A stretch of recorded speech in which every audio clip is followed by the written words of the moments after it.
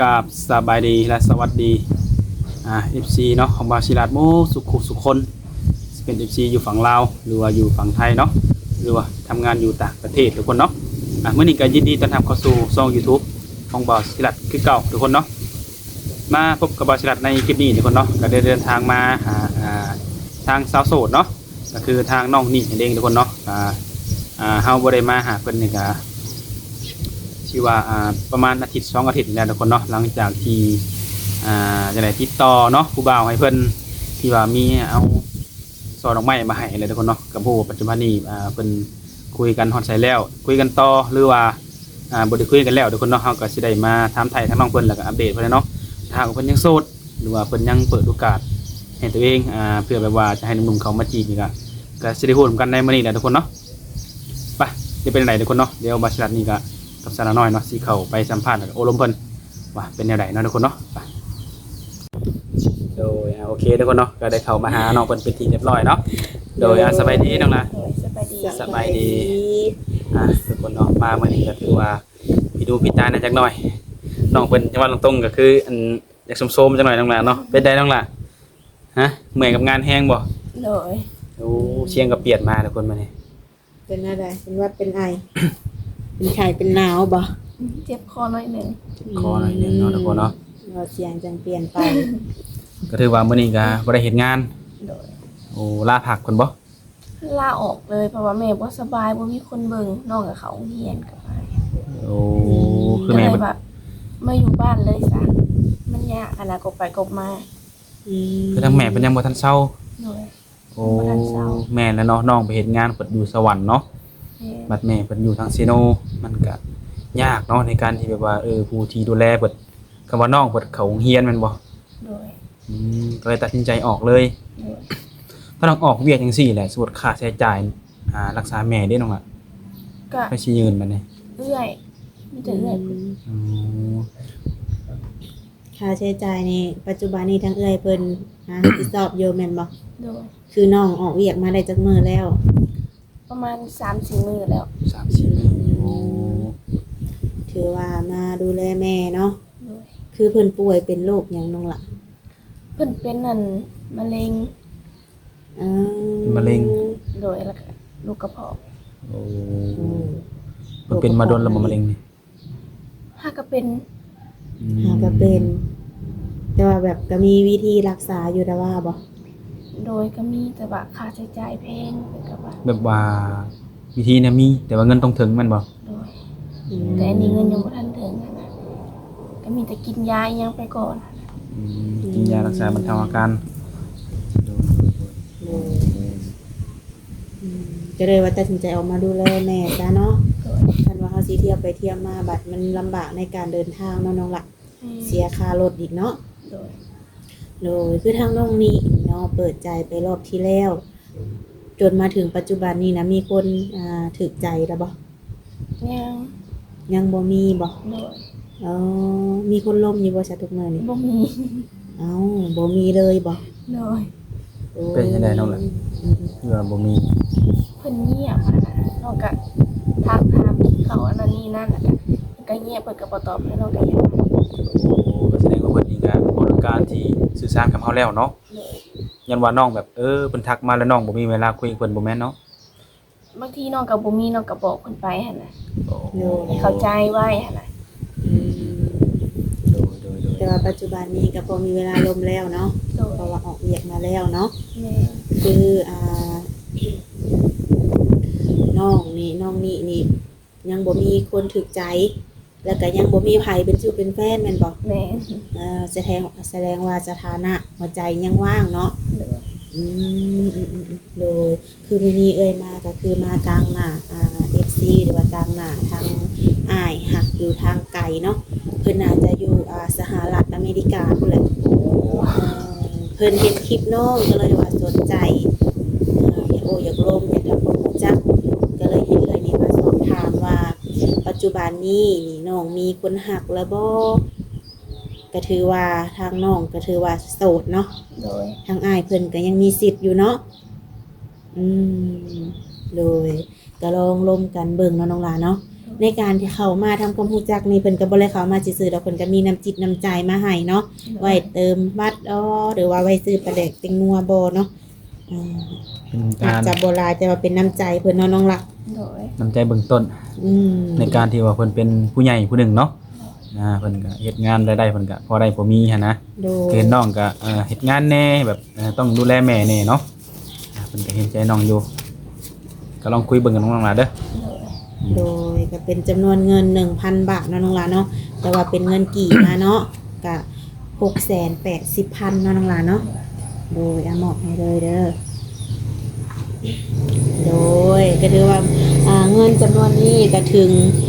น้องนี่เนาะถึงมือน้องนี่เป็นที่เรียบร้อยแล้วเนาะน้องหลานเนาะ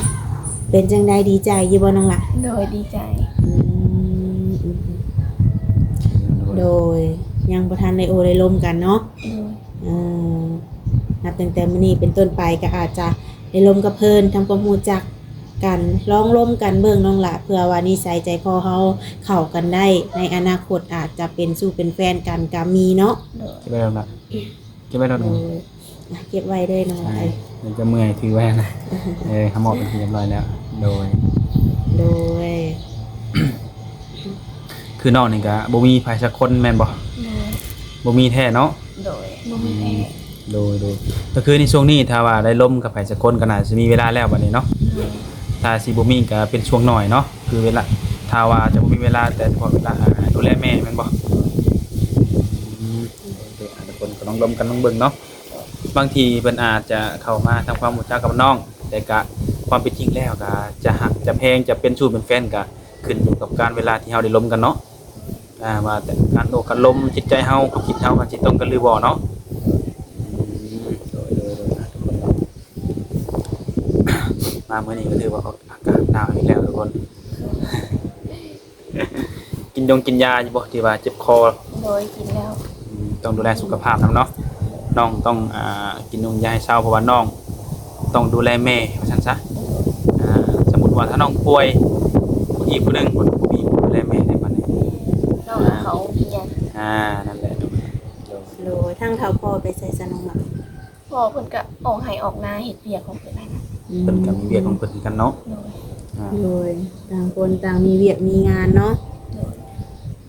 โดยจะเป็นกำลังใจให้ทั้งน้องให้ทั้งแม่เพิ่นหายไวๆเนาะน้องหลานเนาะ โดย ส่วนเรื่องสถานะของหัวใจนี่ก็ปล่อยให้ไปตามเวลาเนาะน้องหลานเนาะ โดย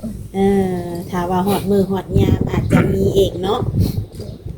แต่ว่าหนุ่มๆคนอื่นที่ว่าเห็นคลิปนี้นี่ยังมีสิทธิ์อยู่บ่